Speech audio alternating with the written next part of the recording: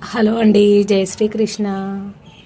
ఈరోజు మన దగ్గర ఓవర్లాక్ మషిన్ లేకపోయినా కనీసం ఓవర్లాక్ వేద్దామంటే ఆ సౌకర్యం మనకు లభించకపోతే మనము ఇంట్లోనే మంచి ఫినిషింగ్తో బ్లౌజ్ కుట్టుకోవచ్చండి.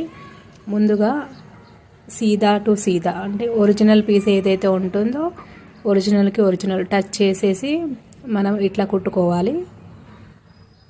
సైడ్స్ కుట్టిన తర్వాత కొంచెం ఎక్కువ తక్కువలు ఏమైనా ఉంటే కట్ చేసేసుకొని దీన్ని ఇప్పుడు రివర్స్ తీసేసుకోవాలి. నాకైతే కరెక్ట్గా వస్తుందండి. నేను సైడ్కి 2 ఇంచులు తీసుకున్నాను. ఒకవేళ మీరు తక్కువ తీసుకుంటే కనుక లోపలికి మలుస్తాం కాబట్టి ఒక 1/2 ఇంచు 1/2 ఇంచు ఎక్కువ తీసుకోండి. ఇంకా ఇప్పుడు దీన్ని కొంచెం మంచిగా ప్రెస్ చేస్తూ సమానంగా కుట్టేసుకోవాలి. ఇంకా అంతే, మనకు ఓవర్లాక్